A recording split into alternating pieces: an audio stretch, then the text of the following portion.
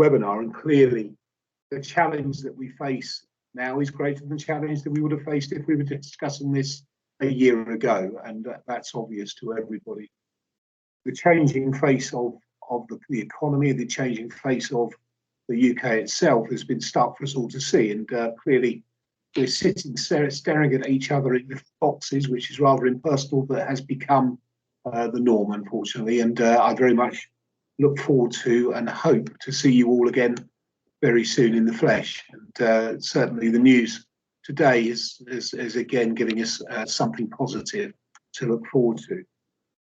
But the challenge of creating opportunities for young people and adults through the skills sector has never been greater. The Combined Authority has invested heavily into this area since it was formed in 2017, nowhere more particularly than in adult education, and the successes there have been significant. 14,000 enrolments in 1920 into that scheme. But we need to look at the focus across all sectors. It's interesting, I was in an education seminar this morning where we were talking about the importance of choice for young people and how restrictive the education system has been in forcing young people in a certain direction towards university rather than being part of the workforce and in delivering, getting all the skills necessary to be part of that. I think in Cambridgeshire and Peterborough, we certainly recognise the lack of skills that we have in the education, the higher education skills we have in the workplace in the north of Cambridgeshire. Certainly, our investment into Peterborough University is a true acceptance of that. And Peterborough University itself, being the first technical university in the UK, is such an exciting innovation that I don't think any of us can really wait the 2 years until it opens and people begin to get that technical education, that skills-based degree that allows them to be a very attractive proposition to the workplace when they leave the university itself. But we mustn't be fooled into thinking that that's the answer to all the issues that face us across the county. We know that people will need to reskill as a result of this pandemic. Our figures show us that there will be thousands of people who need to reskill and retrain to get back into the workplace, and it's a responsibility of us to make sure that they can and make sure they get every opportunity they can. So we will continue through the Combined Authority, certainly as long as I'm there, to invest into this sector. We will continue to listen to the public to hear what they want, and we will continue to make sure that those in most need get the most opportunity. But today is all about also listening to what you have to say, and that's something I'm very excited about doing. And clearly, we need to listen to as many opinions as possible to make sure that we get the best possible solutions across the entirety of the county. And clearly, our business growth service will create new apprenticeships. We think around 1,400 and around 1,700 non-apprenticeship training and learning outcomes over the next 3 years. But ultimately, we need to make sure that we're getting people trained in the right areas for our economy. So I think I'd like to hand over and say, listening, we want to hear what you've got to say. I think this is going to be a very interesting hour, and I very much hope it won't be the only hour we spend on this subject over the course of the next few months, because I think what will happen is it will become more and more pertinent to us where we need to put the most investment and the most opportunity for people who need to retrain.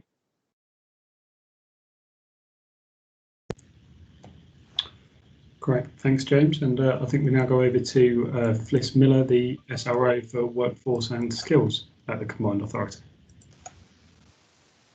Thank you. Good afternoon to you all. It's great that so many of you can join us today.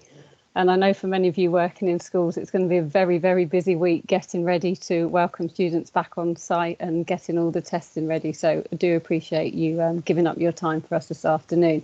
So as Ed's just said, I'm Fliss Miller and I'm the Senior Responsible Officer for Workforce Skills at the Combined Authority. I'm relatively new in post, and actually only a couple of minutes ago I realised that it's my 4-month anniversary today. And part of my responsibility is to make sure that we deliver on the Careers and Enterprise Company contract. And so I look forward to having further discussions with you following on from today about how we can support you further in such a important aspect in our young people's lives. This is National Careers Week, and that's why we're bringing this webinar to you today, trying to highlight and showcase some of the new provision that we are putting on at the Combined Authority. What I thought would also be useful is just to do quite a quick canter through the Skills for Job White Paper. This was the much anticipated FE White Paper that's been talked about for a long time, and it was finally published in January 2021. And I think probably the overarching aim of the paper is to make sure that we level up the technical pathways and technical education. But to be able to do this, we need to ensure that there is that quality associated with our technical education and provision. And so we need to be able to make sure the quality is there to ensure that we can give technical education the same parity of esteem as what are perhaps more traditional academic qualifications are seen as having. I come from a university myself. I joined from being 15 years at university, and so therefore I'm a strong advocate both for the technical pathways but also academic provision too. So if we can go on to the next slide, Ed, there's really 5 key areas of the white paper, and I just want to highlight some of the main things. So I've already said that we're looking at levelling up the technical education, and I guess not surprisingly, that involves putting employers at the heart of the post-16 skills systems. So the government is looking at taking forward a new way of doing this, and one of the things that they are doing is introducing tailored plans to meet local needs, and this is through a new plan called the Local Skills Improvement Plan. What the government is looking at is for some areas to come forward as trailblazers to take this forward, where employers, colleges and training providers lead on the design of the strategy for the local area.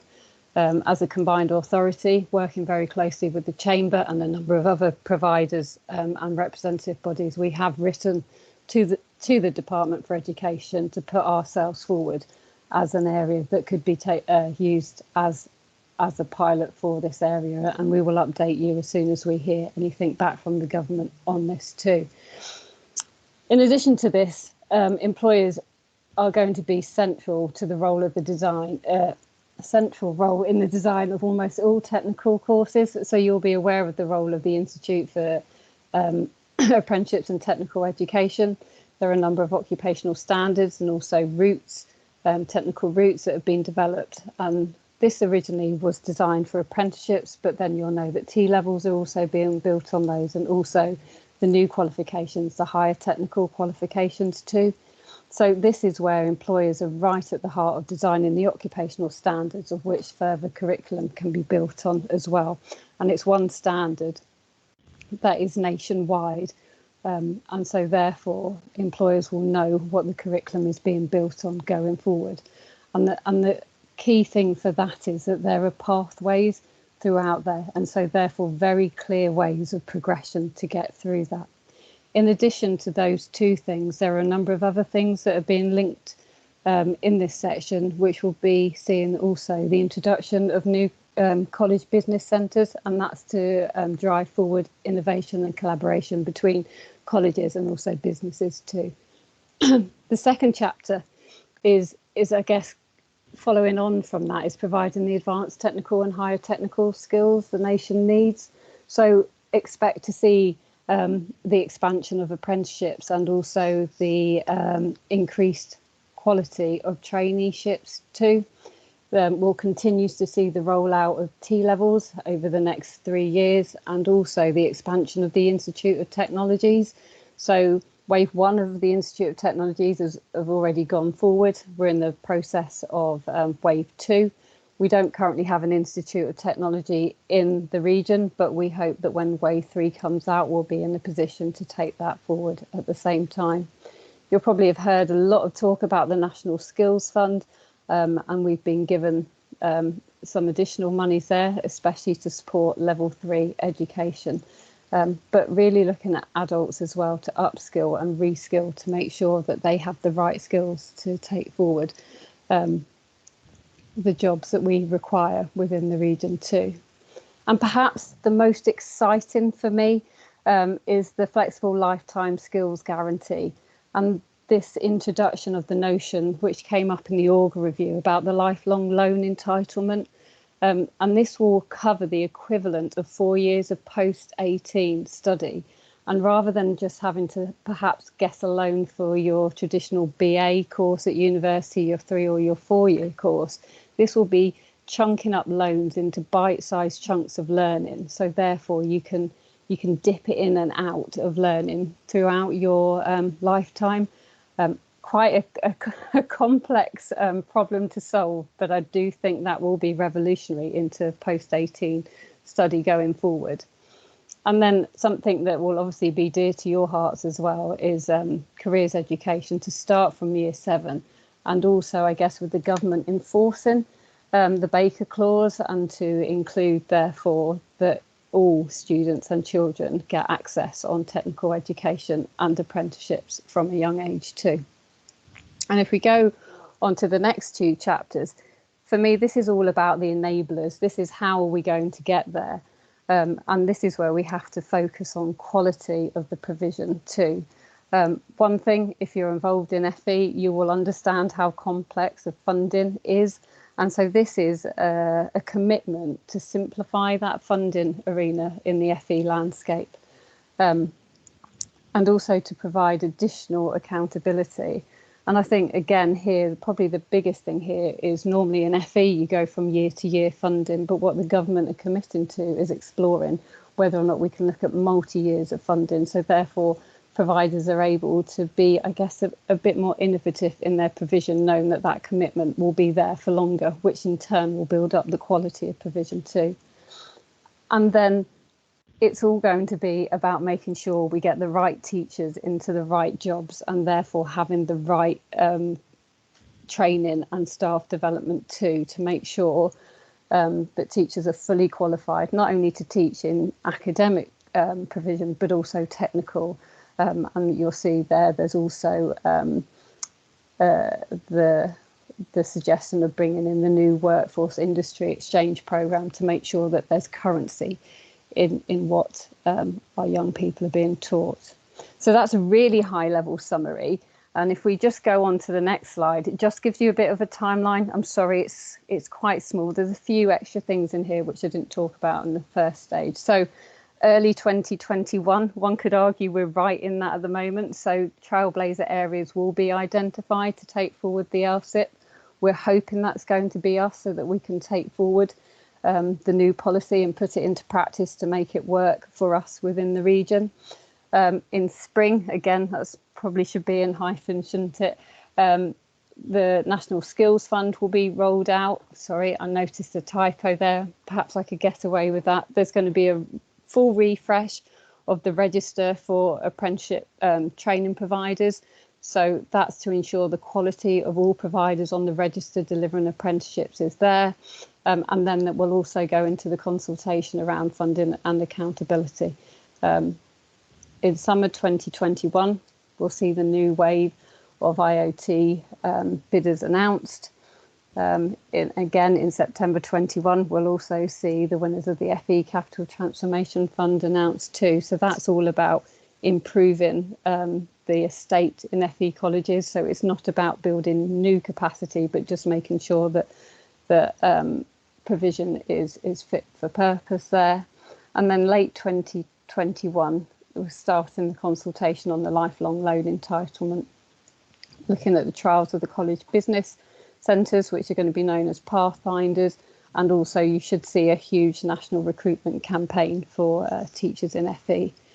In 2022, we'll see the launch of the first higher technical qualifications, and that's going to be in digital. Providers who are going to take those forward will have already submitted their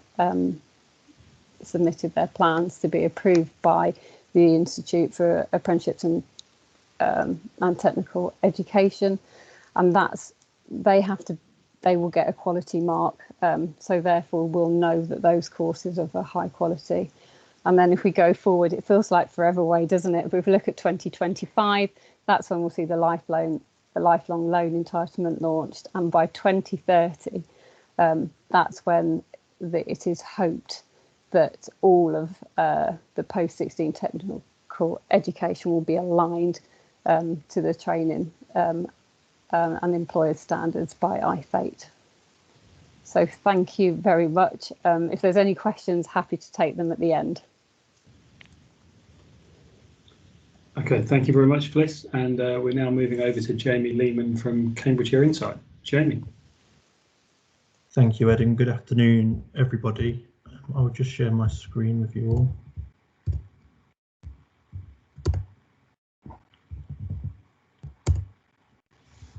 Yes, so good afternoon, everybody.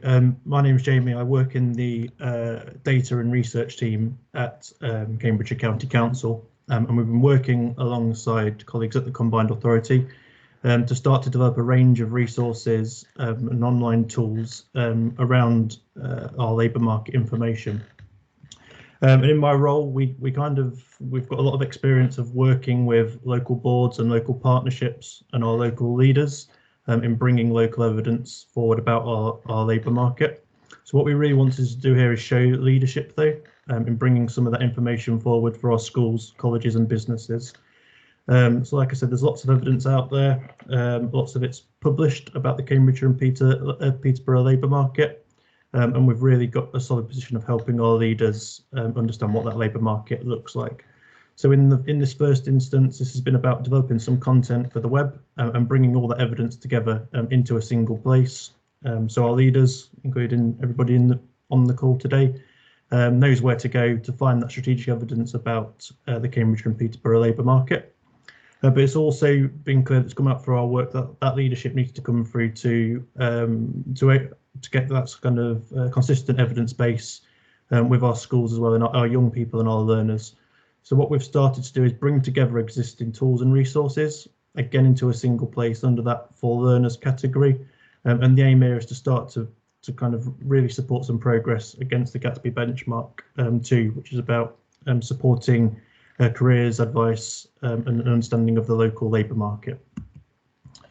So just to kind of consolidate that on the four leaders, so that the three main aims are to bring together that strategic evidence base of our labour market, some long, detailed, heavy reports, which young people wouldn't want to get buried into, the Cambridgeshire and Peterborough Independent Economic Review and Local Skills Report.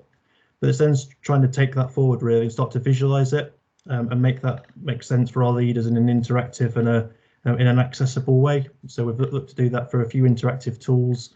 We're in areas with a focus on some of the economic impacts of COVID-19, some of the key data sets, but also looking to visualise that at the wider labour market so that people in this room, our partnerships, our boards and our leaders can make the right decisions, but also help to tell the story in the right way. And it's that story that we also want to take forward to our learners as well. So I will just kind of summarise some of the tools that have been developed, and in a PowerPoint slide it won't quite do it justice to some of the interactivity of the tools that will be published online in the next day or so. But the first thing is an interactive dashboard, again, which is timely, it's updated monthly, but as you can see there's 26 pages to the dashboard, and it covers a range of data points around the economy and labour market. So some of that is monthly monitoring of month-on-month impact of claimant counts and unemployment, so that we can kind of, again, tell that story in an easy and visual way. But some of it does include some broader information about our labour market, our key sectors, so that we can kind of take that understanding and share it to learners and amongst our leadership as well. As I said, there's some interactive infographics as well, specifically on the economic impacts of COVID. So I took a screenshot here of some of the monitoring that we've been doing on job vacancies over the last 12 months against historic trends. But we've done some bespoke visualizations and infographics as well on key data sets such as where the government support is for business, on claimant counts and on unemployment as well. So again, these are targeted at professionals, I guess, and our leaders, They're quite detailed and specific, but again, it's bringing that all together to get that single version of the truth of what the headline impacts of COVID have been locally. But the main reason for the session today was to focus on some of those tools that have been brought together for our learners. So some of these have been developed by ourselves, but there's a lot of information and support and interactive tools on the web. And it's a case of bringing all that together into a single place locally. The main tool that will be incorporated in this web content will be the Careers Explorer tool. So this tool is commissioned by quite a lot of councils and colleges across the country, but the aim is to deliver that impartial advice based on evidence. So what Careers Explorer does is it draws on a number of data feeds and pulls in a number of data sources to bring all that information together to help it make sense for young people. So there's 4 ways in which you can kind of search the tool. You can look at local careers and occupations, but you can then use that information around occupations to look at courses, apprenticeships and vacancies in the area. So this is pulling in a number of data feeds about courses and apprenticeships so that young people have the opportunity to explore occupations and then see opportunities to progress from that. So those 4 stages, as I said, it's a simple tool. Without going too much of the detail, you'll have opportunity to play with this once it's live. But I did a quick search here of IT. If you search IT in that explore section of what may be of an interest to you or a subject or a topic of interest, you will then get the dominant occupations at a local level linked to that subject. What that allows you to do is it links the occupation code to a range of useful charts on wages and employment rates locally to really give some data and evidence behind the careers information. The next stage, as I said, is to then look at courses available in the area. And again, there's an interactive map through that feed and students can take the opportunity to understand a bit more about what specific courses may be linked to that subject and what that might entail. The third element is any apprenticeships that may be linked to that search, and that feeds from the national feed of the National Apprenticeships database. So after reviewing the exploration about types of occupations and roles that may interest them, it then gives detailed information of apprenticeship vacancies in the last 30 days, as well as detailed information on descriptions, pay and location. And the final step, I guess, is bringing the live job market to life for young people as well. So they can start to understand the specific vacancies that are in the area. Again, this is using Adzuna data with a live feed. So it's trying to package up a range of data sources into a single place. Another tool we've incorporated is something from the Skills Advisory Panel National Team through the DFE, but it's a skillsometer quiz. This is redesigned for young people that aren't really sure about what they'd like to do for a career. And it's a simple quiz where the students spend about 5 or 10 minutes asking a series of questions based on some well-established occupation categories. So I very quickly ran through this yesterday for the screenshot, answered the 30 questions, and what it returned was a range of occupations that could be linked to the types of skills or interests that came through my answers. What I was able to do is very quickly see a general information about those individual occupations. So I started to get a feel of whether I may be interested, as well as some headline statistics on pay and hours. What I was then able to do was use the Careersometer tool, which we've incorporated, to take 3 jobs which I may be interested in and do some direct comparison at a top line of what growth may look like across the country in that particular occupation up to 2027, but also get a feel for what the salary would look like and the types of sectors that I'll be working in to unlock those occupations. But what I was able to do then was take one of those occupations and link it back around to the Careers Explorer tool. So I showed at the start the 4 headings of the Careers Explorer: the careers, the courses, apprenticeships and vacancies. By searching for that specific occupation, I was able to explore, start to look at some of the details around what qualifications might be required, other jobs linked to that, but then also start to think about higher education courses and what a day-to-day life would be like within that occupation to feel like if it would be something for me. And I said that there's live data feeds on vacancies and on apprenticeships, but there's also live data feeds on the employment and the sector as well, whether it's a sector, a growth sector, and where there's predictions to be in terms of employment levels going into the future up to 2027, and the types of qualifications that might be required in the future. But it also helps to link to courses as well. And again, from the national feed, I've been able to pick out a recent level 2 course, Introduction to Counselling Skills at City College, Peterborough. So the next stop is just to kind of bring this to your attention that this will be live in the next couple of days. But this really is the start, and it's about reigniting stage and kind of supporting the phase 1 of developing that suite of resources. What I've just skimmed through there in the last 5 or 10 minutes isn't everything that will be on live on the website. It's just to give a feel of the type of functionality that we're trying to deliver. But this is very much a long-term iterative process. As I said, I'm a data research background, not a specialist careers advisor. So what we're really looking for is feedback on the type of information that will really help to take this forward and will resonate most with our learners and our young people. And like Fliss, if there's any questions specific on this, I'll be happy to take that at the end, but thank you.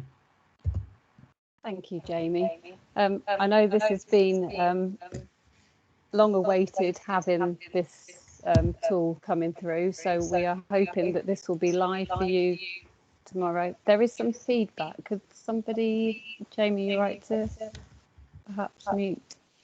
Sorry. There we go. That's better. There is just one question in the chat which I can answer for you straight away before we go on, because it's very pertinent to what Jamie's just been talking about. So the LMI on the website is designed that it can either be directly used by learners themselves, or it can be used by careers leaders, advisors within the classroom too. So therefore it will be intuitive and have enough information around it so that anybody can access it. But it's also it's designed so it can be used in both ways. So I'll answer that one now, but then we will move on. And as Jamie did say, we are looking for feedback on the tool, and we'll welcome anything going forward from that. And as part of a follow-up to this webinar, we will be asking your feedback going forwards on that too. But I'd like to hand over to Gareth now. So we're excited that we've signed the contract with our business growth service, and as part of that, we have a skills service line within it. Gareth is the lead on that area. He is our delivery partner for the skills service line, and he's going to introduce what this new service is within the combined authority area. So thank you, Gareth. Over to you. Thank you, Fliss. Hi, yes, I'm Gareth Preece. I run GPC Skills. Delighted to be the director of the Growth Works with Skills, the skills service line within the business growth service. I've got extensive experience working with local skills teams across the country, working with employers, foreign direct investment, small businesses, large multinationals. And I've brought together quite an exceptional team with deep experience across schools, careers, business growth, employer engagement and apprenticeships. And we're very fortunate to inherit a small team from the previous supplier, and also to retain some colleagues across combined authority and from the future. So there'll be some familiar faces with Steve, Aid, Debbie, Alvina and Catherine maintaining contact. And of course, there'll also be some changes. You will meet my head of skills, Jim Curran, who's leading the implementation and strategy and effectively running the service on a day-to-day basis. And he brings an absolute wealth of knowledge with him from working in education business partnerships in North Yorkshire previously. So we were awarded the contract, and absolutely delighted that we were. It's been quite a gap between the announcement and signing the contract. So we're rushing full steam ahead as fast as we can to get everything up and running. But it was really our innovative approach that helped us get to the point that we're at. So what we've developed is a demand-led skills service based around evidence. It's great hearing what Jamie's got to say about the evidence that's being collected around the LMI, because that feeds in to where we see our role as the enabler around the skills landscape in the combined authority area. Most skills services, in my view, are confusing, fragmented, untargeted and ineffective. They're generally focused solely around the funding or the age profile or the size of business. And we needed to unpick that to really understand where the growth potential is in a combined authority area, drive provision so that it can meet that demand, and more importantly, drive the employers to engage more fully with the skills service, with education and training providers, and to enable them to understand the value and the benefit of strategic approach to training and development. And so I just want to talk very briefly about our overarching approach, and then we can get on to just some more of the detail around how we engage with schools and how we engage with employers. So at the heart of this is inevitably, I imagine, a portal. So we're building a specific web portal based around the TRS, the Talent Retention Solution technology, but enhanced for the combined authority area specifically. We will be able to match employers with individuals, with training providers. We will be drawing in the data from Jamie's LMI and creating that skills marketplace. But overarching this is a diagnostic tool called the Talent Development Maturity Index. And we've created this to help organisations understand their role, their position, their approach to training and recruitment. And the idea behind this is that we need more businesses to understand the benefits of engaging in apprenticeships, training their staff, succession planning, building their own capability.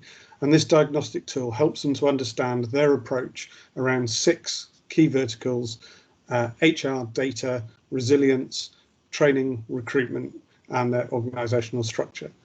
And what we can then do, once they answer a few basic questions, grade themselves on a scale of 1 to 5, is we can direct them to development activity to help move them up the maturity index, or understand that they are ripe and ready for an engagement to discuss the benefits of engaging with schools, offering work experience, engaging with T-levels, traineeships, apprenticeships, and so on and so forth.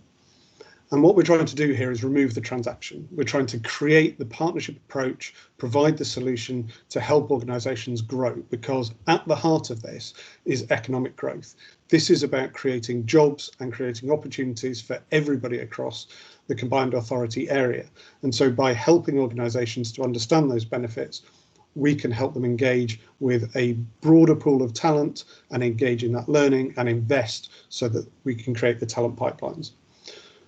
Removing the barriers to entry is really important, and that's why we'll be working very closely with Fliss and the team around ESF funding, around mobilising the adult education budget to meet that demand, to see where the evidence is, and we'll be creating the brokerage links through online, telephone, face-to-face support, and ensuring that there is a linkage right the way through from schools to employers in a lifelong learning pathway that knit in quite neatly with the new white paper.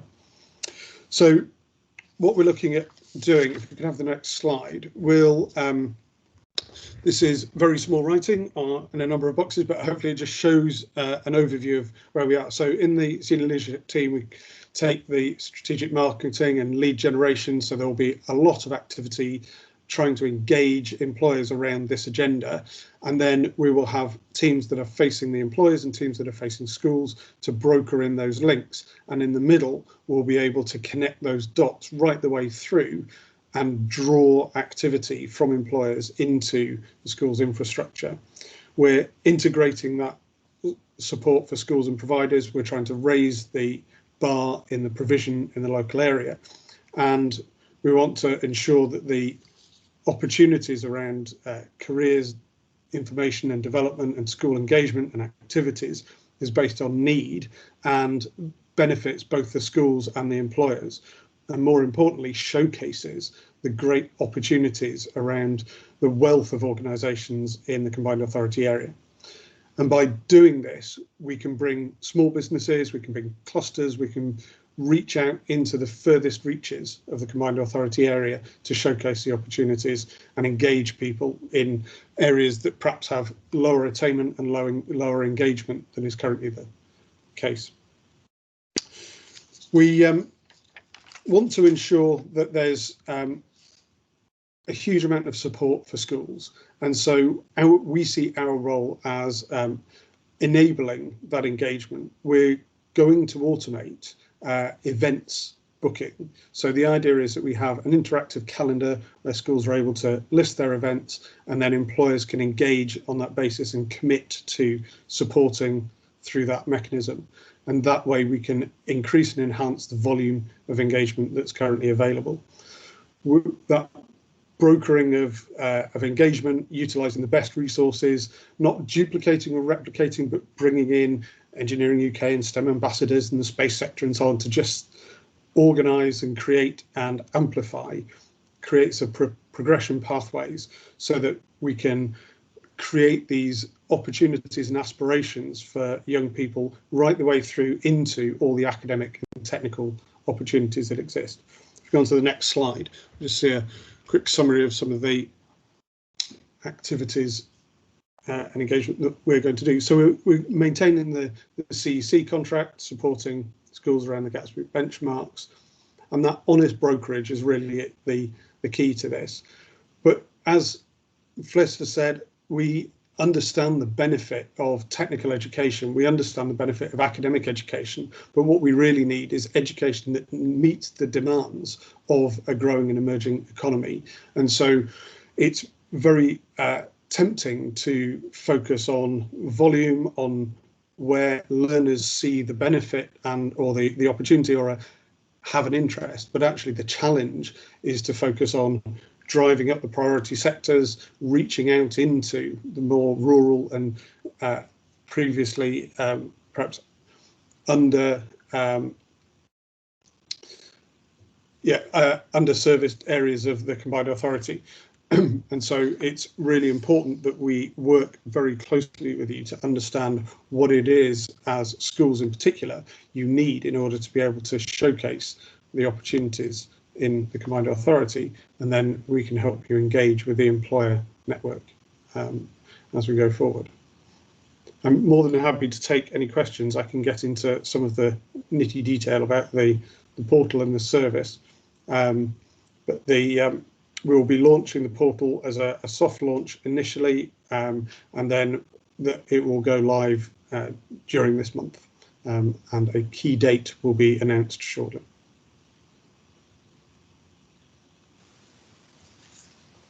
Thank you, Gareth. No I think we'll save questions till the end, if that's okay, and then we'll pull them all together. So thank you very much. We're very excited about the new service going live. Likewise, we're also very excited about ARU Peterborough and that opening its doors in September 2022, which doesn't feel that far away. We're delighted that Professor Ross Renton has joined us on the call today. Very new in post, so I feel like you're being treated here to a welcome to the university and an introduction from Ross. So without further ado, I'll hand you over. Thank you very much indeed, Fliss. I have got some slides of Ed whilst I'm speaking, maybe get them up on the screen. Thank you, Ed.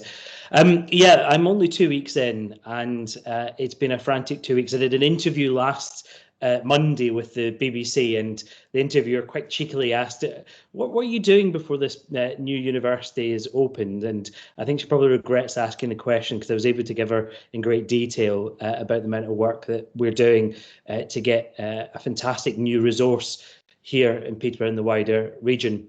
I joined this when it was already going. I think the description I've been using is it was already a fast-moving train, and I'm jumping onto that fast-moving train. And there's been some fantastic work done, obviously, by the Combined Authority, by Peterborough County Council, and obviously ARU itself as well.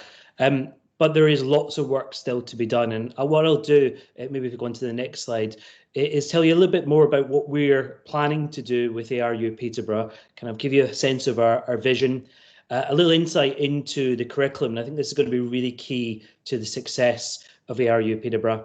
And then a little bit on next steps and how you can get involved. And I'm really keen for this to be something that's owned by Peterborough and the wider region. So if we move on to the first slide, it seems like an obvious question, and if anyone was listening to Radio 4 this morning, the Mayor quite articulately gave an account of why we need a university here in Peterborough. I think from my point of view, it's absolutely critical. There's an adage that was used by an American professor, and he said, if you want to have a great city, build a great university and wait 200 years.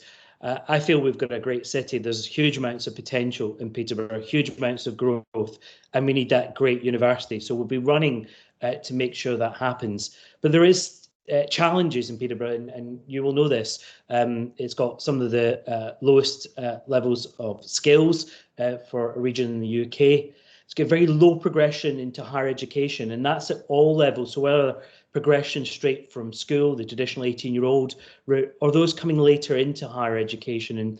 And some of the data that we've touched on already around skills is going to be really key around this.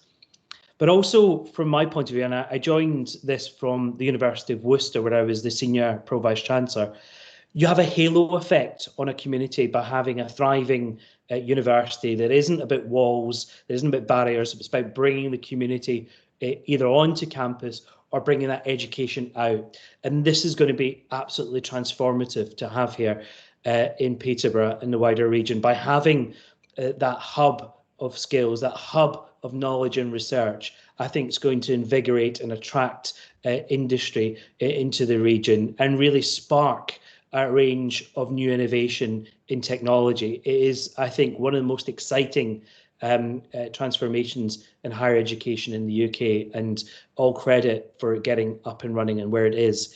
If we can move to the next slide for me, and probably the next one after that. Thank you, Ed. The kind of wider vision, as I say, it's a partnership that we've been put together to deliver this. And I think that also gives it sustainability. It means it's not just a single building, a single campus branch of another. It is about being a real institution with research, with industry working together with us to ensure they really are at the cutting edge of some of the newest technology, whether that be zero carbon, robotics, or helping the agricultural sector with some of the developments that will be needed over the next 10 to 20 years. And I'm really keen for our students to be involved in that at every stage. So out into the workplace, coming from the workplace and into study, and helping solve some of the most complex problems that you find in society. And we're no slouch when it comes to numbers. We will grow quickly. So 2,000 students are predicted for that first 2022. I should have done the career-o-meter at that point and probably changed career, knowing that that's a huge number of students to deliver.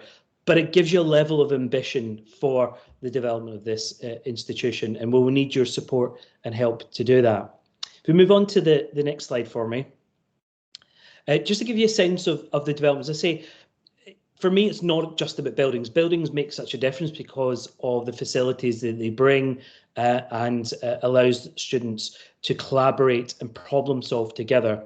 And you'll find that our institution will be about that. When you're on campus, when you're in person, it will be about that collaboration and problem solving, no matter the subject you're studying. And I'm really keen to see the rubbing of shoulders of those in industry who are already in research and development, working with our apprentices, working with our students on the degree programmes to ensure that we are making the most relevant graduates that you'll find in the country. And that's going to be absolutely key for what we're doing. And you can see in this pathway here about the range of buildings, research and development being developed at the same time as the teaching facilities. And I think for us, again, that's really key for the success. And if we move on to the next slide, and if anyone follows me on Twitter, you may have seen this picture already. This is the first of the sites to be cleared, ready to be built. It's on the embankment. I visited when it was a mere car park, and to see it transformed already by being cleared and we'll see in March construction beginning on this site. It is very real. We will be teaching a year in September in the buildings that are on this site, and the research and development building will have research taking place again a year in September on site. So it, as I say, immensely exciting. And this all pins on having, I think, an interesting, engaging and relevant curriculum. And if we move to probably the next two slides for me, Ed. You'll see that the curriculum for us is going to be underpinned both by what would be seen as almost traditional looking qualifications, but actually in the delivery, in the mode of delivery, will be very different. So looking at how students can work, earn as you learn whilst they're studying, looking at how students can fit this around their life, so people returning to education later in life and giving that balance in the right way, but also around the apprenticeship delivery and working really closely with the combined authority and with other organisations across the county. We want to make sure that we are really making the difference when it comes to having some of the apprenticeships that will help businesses grow and help those businesses trade further than they have before. And I've seen some of that in the past in organisations that I've worked in, where you're able to work hand in hand with industry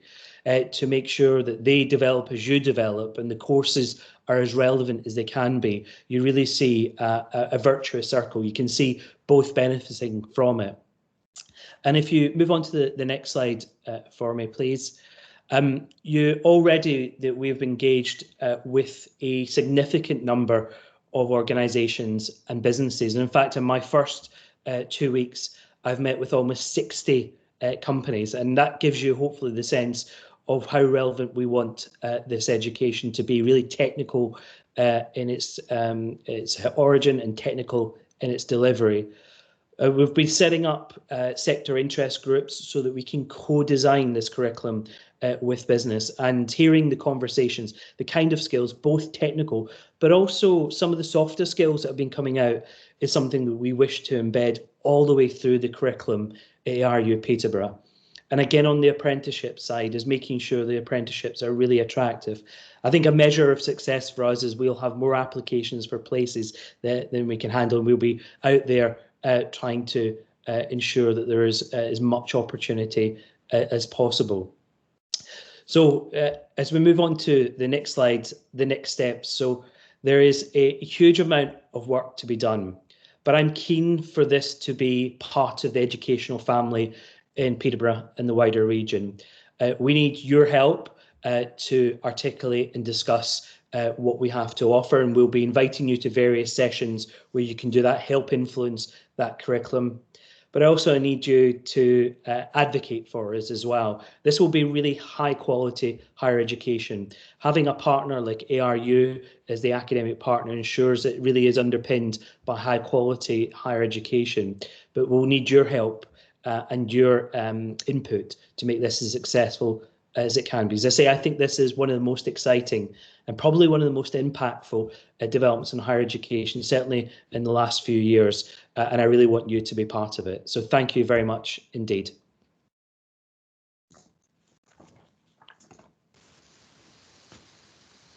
Thank you, Ross. A great overview, and yeah, we look forward for the opening of the doors. It's great to see that people, well, the diggers are on there, and the land is starting to be moved in anticipation for the opening in 2022. So that's the end of our presentations today. I'm hoping that you're all got a number of questions lined up. So it's been quite a varied set of presentations there, but I would welcome any comments, questions, feedback for any members of the panel. Is anyone going to be brave to start the questions off? So either raise your hands or add anything into the comments as well, and we'll be able to pick that up.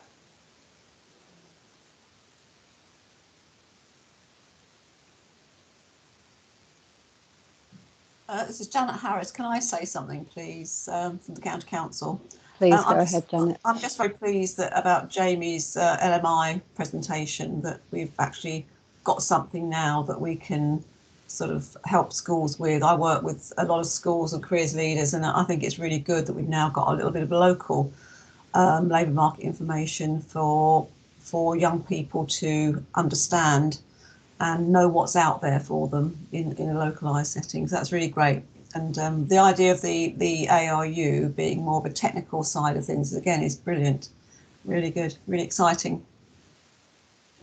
Great. Thank you, Janet. I know that it's been a long time coming, the LMI, so I'm glad that we're able to get that off the ground, and again would seek your feedback to improve it as we go forward. Councillor Every, can I come to you? Thank you very much indeed. Yes, Fliss, it's good to see you, and really good to be at this presentation.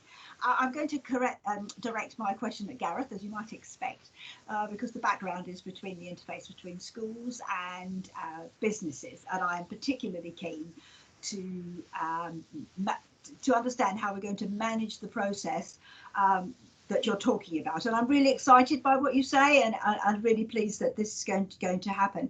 However, from the school's perspective, and my area is East Cambs, but it's also county, but my perspective, it's been up and down for schools, coming and going, lots of uncertainty about what services they're going to be able to get. This hasn't been helped by COVID. I totally get that. But nevertheless, we are coming out of COVID, hopefully, and therefore it's really important that as far as careers education is concerned, we hit the ground running. So I know you haven't really started yet, but I just wondered if you could reassure us about how the schools are going to know what it is you're going to be able to provide, which will give them the confidence that their careers advisors are going to be supported in their work, not only with the links with business, but also in the qualifications. Thank you. Thank you, Councillor. I'm going to introduce my colleague Jim Curran, because this is an area of work that he's leading on. So I'll let him talk to this, if that's okay. Thank you. That's great. Hello, Jim. Hiya, Liz. How are you? Fine, thank you. Good to talk to you. And you. It's good to see so many faces here, all sharing the same kind of interests. I think one of the big challenges that we have is to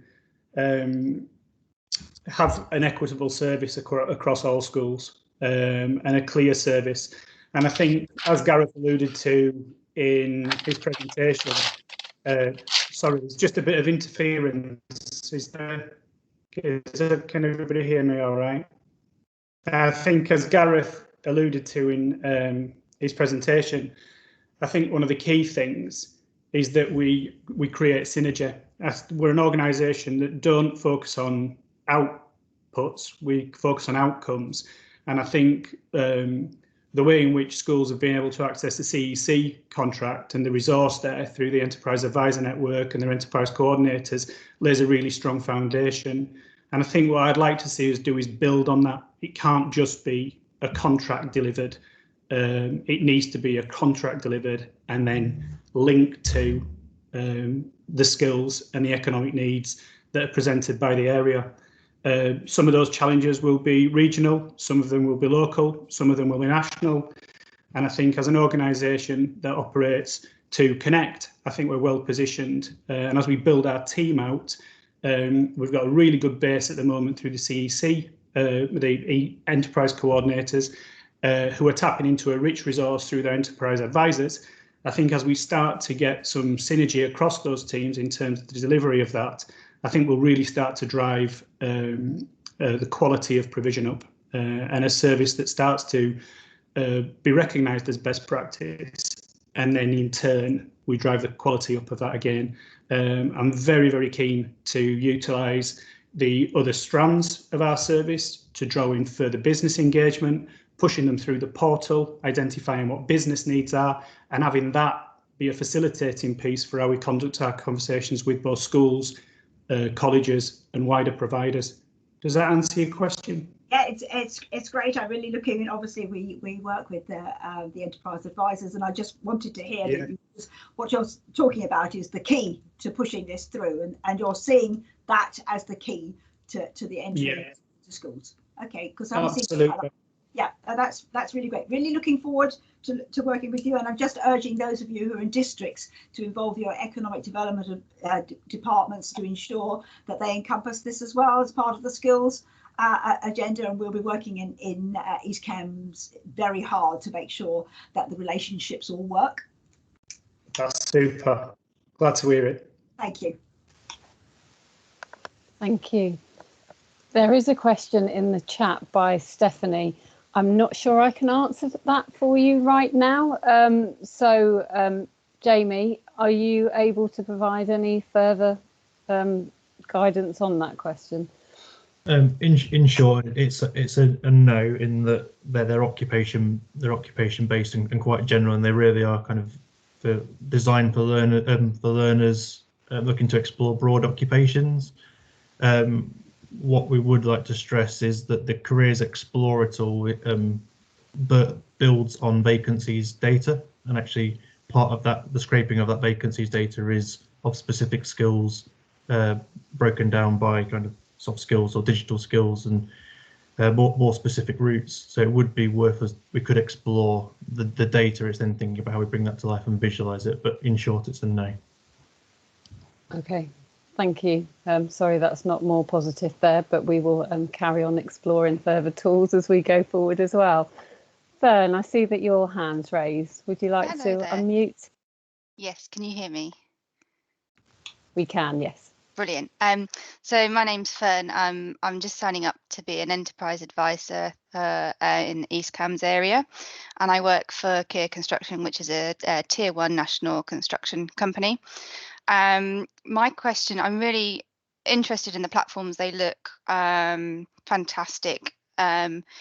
I would like to know, there's a lot of data there, and that data could be really useful to employers in trying to map out where we want to go with apprenticeships. So I'm wondering, is there any way of companies getting hold of charts of showing what apprentice places we're short of, where there are too many apprentice places? I'm sorry if it's already out there and I'm just not tuned into that information yet, because going forward with, we're looking at tendering for various frameworks for construction, like the Cambridgeshire schools frameworks coming up for tender. And rather than just tapping into our social value calculators and saying, yeah, you need X apprentices, I would like to tailor it to what the community actually needs. Yeah, so I can answer that one for you, Fern. So the Combined Authority has commissioned quite a bit of research recently into skills demand and also skills supply too. So we have something that's quite innovatively called the Skills Deep Dive paper, and that does does highlight where there are gaps in apprenticeships and also in skills that employers are needing. It doesn't go into the level of detail that we need it to, so we are commissioning a further piece of research, and then there's also a lot of information that we can also gain to MZ and also local intelligence and conversations that we have on the ground. So more than happy to share further information with you. The dashboard that is already on the website as part of the LMI for leaders will also give you quite a bit of information there too. So there's a lot already there. More is coming, and happy to have those conversations with you as well. Wonderful, thank you.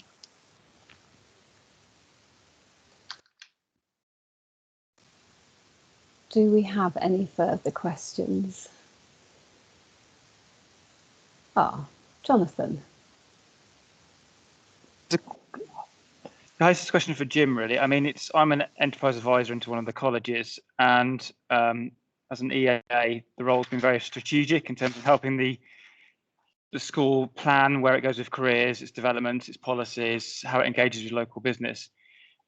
I'm just trying to understand what their growth works expectations are of an EA, because if it's to start to organise events and bring businesses in, well, that really isn't what the agreement has been with the CEC in the past. So I'm really keen to understand, are you expecting volunteers to do the works of what the Skills Service and Form for the Future did in the past? No, not at all. Great. Not at all. We're a signposting organisation, so although we are absolutely grateful for all the support and all the work that you do as EAs across the entire network, we're keen to look at how we share that experience through the enterprise advisor networks, but also we're keen, as I said earlier, to link with more and more businesses. It's not just about the enterprise advisor networks, it's about the employer base, it's about a sectoral approach, and it's about identifying people within those organisations, a little bit like what we heard then in terms of the apprenticeship requirements, who are going to work more broadly with us to provide and deliver services into schools. We've also got other network providers, other stakeholders across the area who are well skilled, well positioned to pick up pieces of work with schools and facilitate that work. It's not my intention, it's not our intention to push that work onto enterprise advisors. Although when you're working strategically with schools, you know, one of the key that you're keen to do is to share business contacts and bring that collateral in from your position. And we would encourage that, but it needs to be done in a coordinated manner. Now, the team can assist with that, it can support with that, but in terms of you developing resources in isolation, it's not something that we're going to pursue now. Thank you for that. Thanks, Jim. No worries.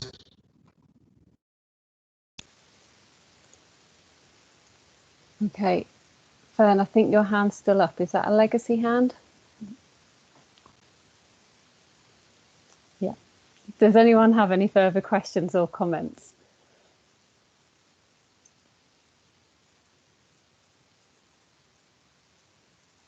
No? Okay, well, thank you very much for your attendance today. We will be following up, as Ez already said, as a follow-up from this webinar today. We will provide the links to the LMI and also the presentations that are being given. In addition to that, we're also seeking your feedback on a number of different areas too. So once you've had access to the LMI, we would welcome your feedback to see where it needs improvements, things that might be missing. And so we'd like to carry on that dialogue with you so that we can make it the best that we can do to support both you as leaders within schools and colleges, but also with the learners and students themselves too. So thank you for your time. I look forward to engaging with you further. Mayor Palmer, is there anything that you would like to say to finish? No, I'd just like to thank everybody for engaging with us so far. Clearly, this is of extreme importance that we get it right, and we will do everything we can to make sure that we do get it right. So I think you will see that the team that we have at the Combined Authority is determined to succeed in this area, and along with the support of our colleagues across the county, I'm very confident that we can succeed in this area, and by succeeding, that's helping people onto a sound and solid career. So thank you all. We'll be in touch, and please also push us to achieve the very best.